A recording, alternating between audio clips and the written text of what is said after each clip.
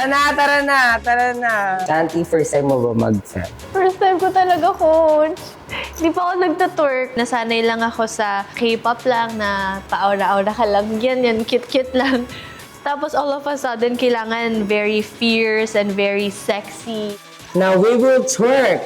1 and 2 and 5, 6, 7, 8. 1 and 2 and higher. It's also a sign then na I need to put myself out there and it's a performance. Yung icon na napunta sa amin ay si Beyonce. Beyonce is an icon. As in, nandun Ikaw ka na na. yung standard. You need to move feminine and the inner sexiness. Kaya mo ba? I will try my best. Ako, I can dance sexy, but of course manly. Pero kasi ngayon, I have to dance ng sexy na pambabae. Jiro, can you do it? 5, 6, 7, and 7, 8. Nice. Una, hindi ko talaga kinakaya, pero I have to do it. Tama pa ba to? I just have to, really commit, yun lang. Ang ganda pa rin ng execution mo and minsan nga parang mas kinakabog pa niya ako eh. Dito nyo lang kami makakita ni Ate Shanti na kakaiba. Iba ang mood namin dito kasi kami ay pakaganon. Kakabugin namin kayo, guys.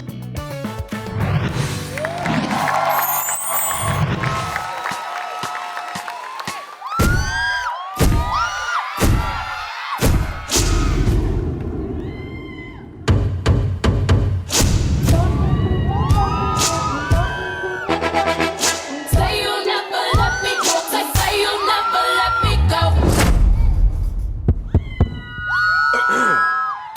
Baby, it's you. You're the one I love. You're the one I need. When I need you, baby, everything. Who else got a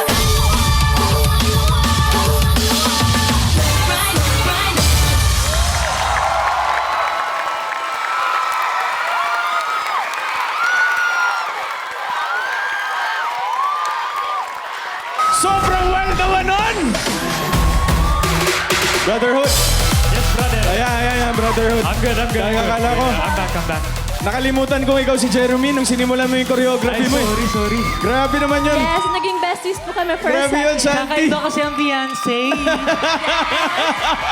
You know, right? When you listen to her song, it's like, oh my God! Pinanindigan. Grabe nga yun. Beyonce for Femme. Sobrang fierce. Pero, syempre, tingnan pa rin natin ang tingin ng Dance Authority. Yan, unahin na kita. Umpisa pa lang, alam ko na. Ano po? Mula umpisa hanggang dulo, hindi kayo bumitaw. Alam mo, ayoko na lang mag-comment at ayoko magpaka-impokrita. For me, kayo ang number 1 tonight. And, isa lang masasabi ko, mag-ready na kayo sa dance-off. Okay, go. Let's go. Let's go, bestie. Gusto ko yung intro nyo na gumamit kayo ng mic, nagpasahan kayo ng mic, tapos yung hinagis ni Jeremy yung mic, tapos sinalo niya. Timing din sa music. And then nung naghubad na kayo, wala na. Sinunog nyo na yung studio, umapoy na. Thank you po. Grabe galing ni Jeremy. Nagpo-full out ka, ine-execute mo yung character nang walang halong, hindi ka nagdadalawang isip. Pati pilik Makeup. mata. At Yeah. makeup. Yes, naka-eyeliner pa Kaya siya. nga. Pakita mo, Jeremy. Pakita mo. Oh. Girl, ang galing mo! Oh my God! Ito yung versatility na pinakita mo ngayon, Jeremy, Kay Shanti kasi sobrang bagay. Umpisa pa lang, total performer kang kanina eh. Shanti, Jeremy. At ayan, gagayahin lang kita. Wala na. Thank you sa Dance Authority natin. And of course, for that choreography, pasalamatan natin, Coach Jim Lloyd, napakahusay. Thank you, Shanti and Horizon Jeremy, sa kakaibang version ng Femme for Queen Bee. Grabe yun. At dyan na nagtatapos ang challenge this week. Kitang-kita naman natin ang mga pinaghirapan ng ating mga Dance Star duos. Pero mula sa 5 pares, 2 lang ang aabot sa huling hamon of the night na Dance Off. Kung sino ang magtatapat sa showdown na yan, malalaman natin when we return here on Stars on the Floor!